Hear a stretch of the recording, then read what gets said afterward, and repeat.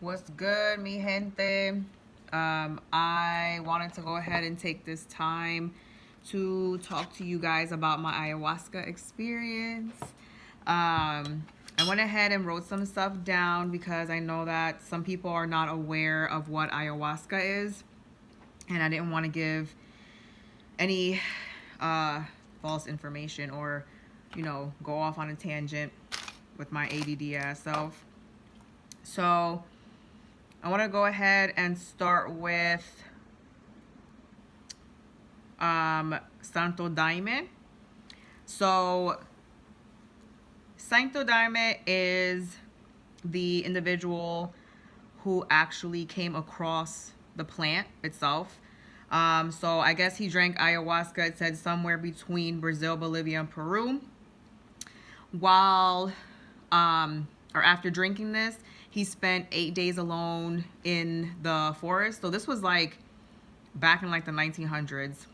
And he had a series of visions. That's where he had his connection with God.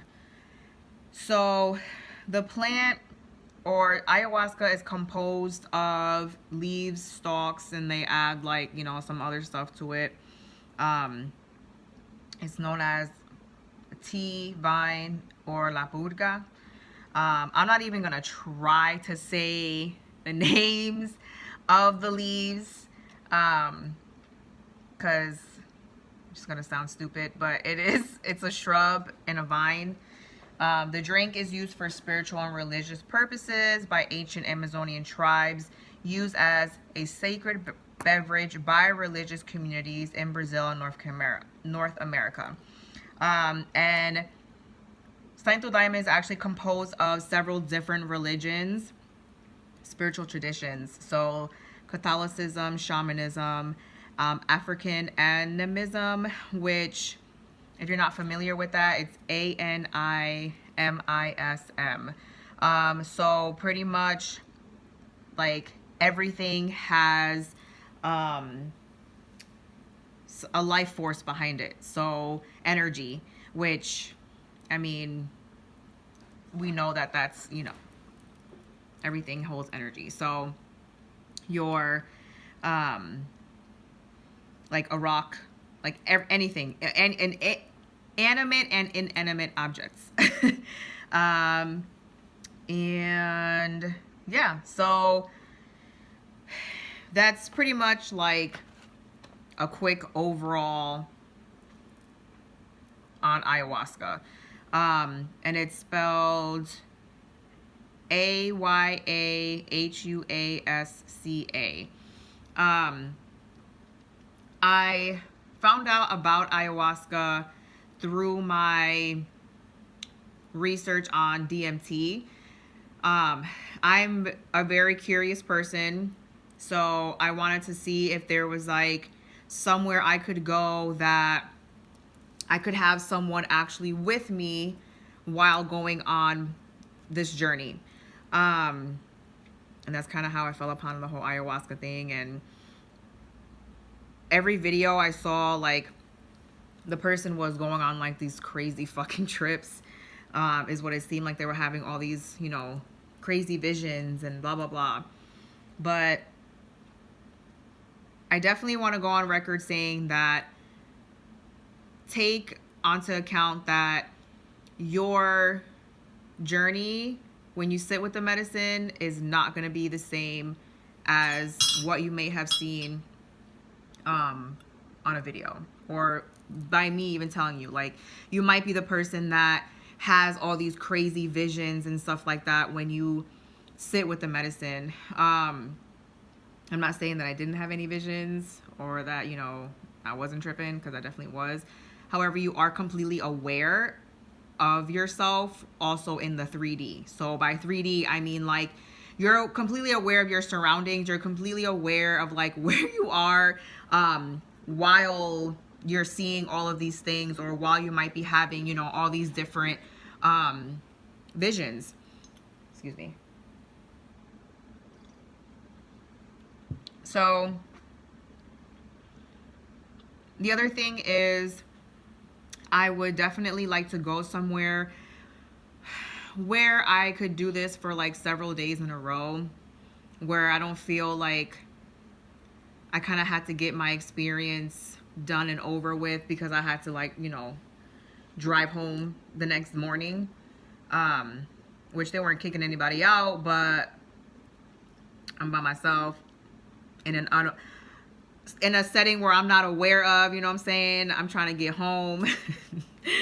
I'm from up north. I'm very, very much like grew up being like having to be aware of my surroundings. So I'm gonna get into that in a moment. I'm pretty sure. Okay, and then while this is happening, like, this isn't something where you know, take it and they forget about you. Like, this is something where there's prayers, there's intentions, there's singing, there's chanting, there's all of these things that are actually happening prior to you taking the ayahuasca. There's, you know, like I said, this is a whole like ceremony that is surrounded by taking this tea because of what this tea can do for you. It has a lot of healing properties to it. It actually works with your DNA. Like, it helps, it integrates with our DNA, and it helps us to, it rewires us. It rewires our brains in a sense. For example, like, there are certain foods that they don't taste right to me anymore. I find myself where like I had a lot of anxiety before with certain situations or just certain things. I'm definitely a lot more calmer. Yeah, so a lot of healing aspects. And it also, so the medicine kind of runs through you for 24 hours after you've taken it, because you're also taking it several times throughout the night. So it's not just like, again, a one-time thing, set it, forget it. No, it's like there's whole rituals and everything behind it. So, you know, and on top of that, it was Santo Daime's 100th. He like just turned 100 years old. So they were like singing happy birthday to him in Portuguese. But yeah, and the songs and stuff were done in Portuguese. And the guy was a curandero. He wasn't an actual shaman. So that also, I don't know if that would have made a difference. I'm not knocking my experience or the people who did it. I'm very, very grateful and fortunate that I was even able to like sit with the medicine. This is something where this man, the curandero, had to like go to Brazil, go into the Amazon and get from the shamans. It's prepared a certain way. There's a ceremony, you know, for the preparation as well. There's levels to this shit. Like, this shit isn't just something. That's why I'm like, this isn't something that's really called to you spiritually. Like, there's no reason for you to fucking do it. If you're just trying to like go on a trip, do some fucking acid or something. Like, you know, this is different. Anyway, so I went, you know, after I took the medicine, they also had like a fire going. I went back, sat down. We waited about 30-45 minutes. There was some more praying, more prayers that were done, more singing, more chanting. And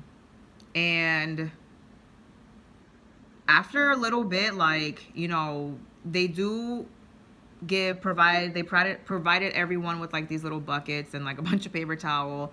You know, if you're not someone who can, if you can't deal like hearing other people vomit, because there was other people there too, so hearing grown men vomit is definitely not the highlight of the fucking night. I'll be real with y'all. But I was just, you know, just trying to focus, you know. Let me rewind. Let me tell y'all some other shit that I did, right? I was not expecting this. So I had this one lady who was clearly this Indian lady. She had on like the whole getup and everything, and she came over to me and she was like, "Do you want to try the hafa?" And I was like, "The what?" Apparently It's a tobacco ceremony that's done a certain way, and it's considered like grandfather, like the grandfather, tobacco. So when she said that shit, I was like, sold, grandfather tobacco, what? But then got a little weird. She's like, all right, what you're gonna do is you're going to, take a deep breath in with your mouth, and then there's like this horn looking thing where the tobacco is rolled up into, and it gets like blown up like into your nostril. So I had some grandfather tobacco, up being like shut up each nostril, and like you can't, because it's like a smoke. It's like it's actually being like burned, so it's like smoke, like actual tobacco smoke being blown up your nose. So you don't blow out with your nose. You kind of hold it and you kind of wait for, like, you can taste it kind of dripping in the back of your throat, and that's kind of like when you'll want to open your mouth to like release the tobacco. So like it feels like water being blown up your nose. So again, like, these are things like if you go to a ceremony and they're like, hey, do you want to try this thing where this smoke is shot up your nose? If you can't handle like water being blown up your nose or some shit, you don't want to participate in that part of the ceremony. This bitch right here was like, yeah. What you got? Let me see. Okay. And it did like do its job. It definitely did its fucking job. But bitch was grounded as fuck. I walked back to my seat. I kind of had to like bring some of it up because it was nasty. Like, I didn't like that. But it's normal. Like, it's normal for you to bring shit up like that. So yeah, I was bringing it up, whatever. And at first, like, my heart was racing, like, but then I just started taking deep breaths, and immediately, like, I just calmed down, and I felt very relaxed and grounded and centered, like exactly what that woman told me was gonna happen.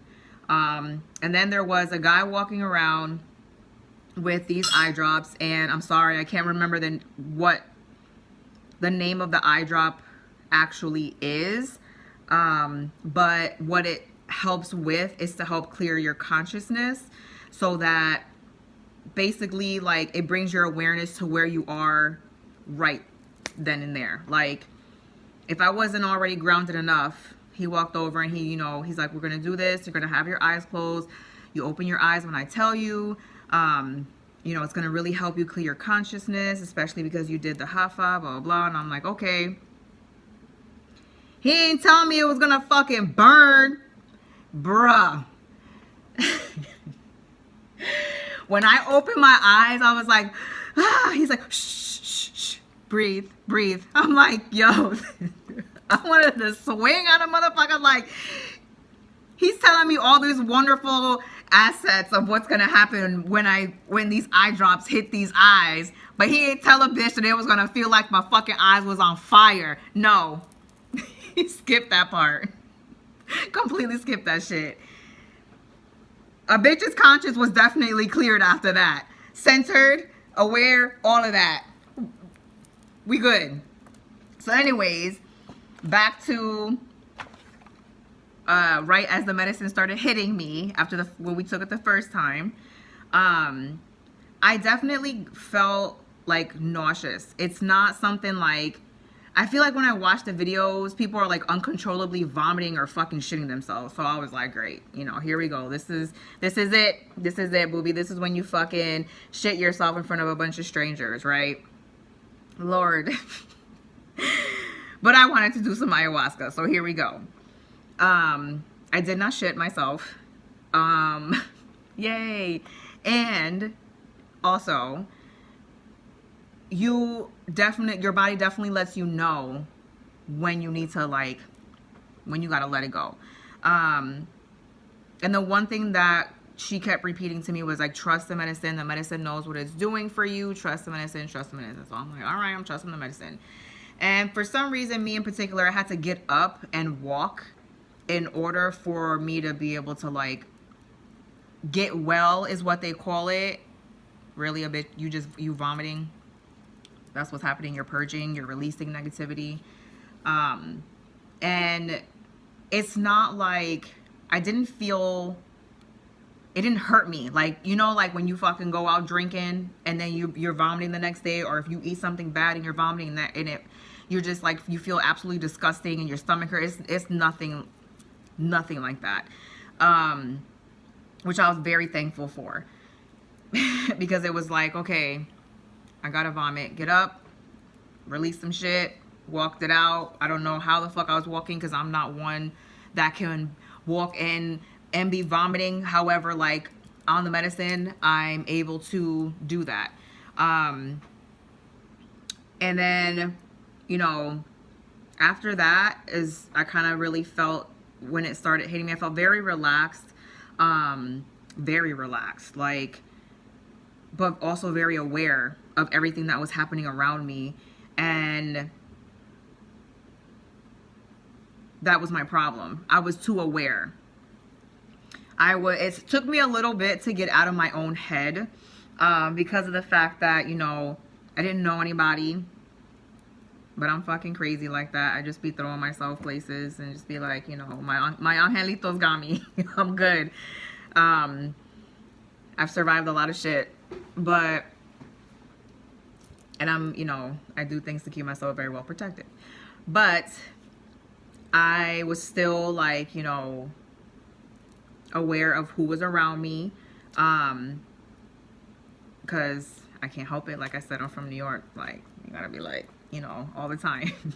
And then while I'm on this medicine, I'm trying to calm down and also, like, you know, make sure that nobody's gonna, which I knew nobody was gonna take advantage, but it, like I said, again, around a bunch of people I don't know, it is what it is. So I did end up sitting or laying in between a father and daughter.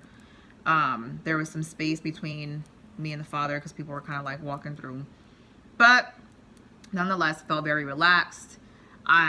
There was like rope lighting. I felt like the lighting I was one with the lighting. Like the fucking lighting was, I was being charged up by it. I took it a total of 4 times throughout the night, and I released a lot of, I got well. A bitch was purging. I released a lot of negativity. I felt very light the next day. I don't know how to explain.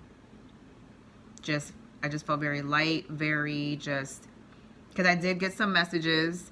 You know, I'm not gonna share all of it with you, but I wasn't flying through dimensions. There was music happening too, like people were dancing. You know, everyone there has already sat with the medicine a few different times, so they were once where I was, where it was just like, I needed to like just sit, and then my body would kind of like heat up, and that's kind of when I knew like I needed to get up in order for me to like purge, because I had to walk for some reason. And I kept walking in one direction, like I kept going in this same direction. I found out in the morning time, that there's actually a lake in that direction that I was going to. Like I kept trying to get to the lake, which makes sense for who my guardian is. But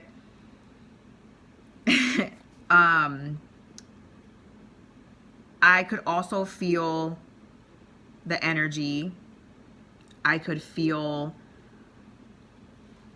the earth. I felt very connected. So for me, my personal experience, like I don't know how else to explain, but like my body was like vibrating, because I could just feel everything. So it was very intense. I was just like, I gotta lay down. So I did. I laid down. I looked back, put my head back, and started looking up at the clouds. Naturally, like I said, yes, images. I was hearing things. People, you know, I was hearing certain messages that were being said to me. I didn't cry a whole lot. Like, I thought I was going to be very emotional. There were people there that were very, very emotional, like grown men crying their fucking eyes out, but it was a complete opposite for me. I just had an overwhelming feeling of gratitude. I've been very, very grateful, you know, even with everything kind of happening in 2020. I've been very fortunate in many ways. So, you know, a lot of people don't know this, but I'm actually not even like, I'm not working full time anymore. Spirit, like, I don't have a full time job. But anyways, back to my visions in the clouds. I will share the two that, because I had to look them up. You know what I'm saying? Like, I'm laying there. Like I said, you are very much aware of what's happening. Like, I remember everything. I remember everything that I saw. I remember everything that I heard. And at one point when I was laying back, I was actually seeing ancient symbols being sketched out in the sky. And they were Taino, ancient Taino symbols. Because I looked them up, you know, later on. I was like, images, you know, like, I know this is coming from somewhere. So two of the ones that showed themselves to me, one is called Trigonolito, Yokahu Vaguada Marokoroti, whatever. God of fertility, spirit of the yucca and the sea, Mr. Yucador, buried in the Concuas cassava, main food of the native Taino to fertilize the soil. So I just thought that was funny that was one of the gods that I saw. And then I saw a semi-god, Semi-Boinyanel, which this is why I'm sharing these two, because they obviously coincide with each other. This is the god of rain.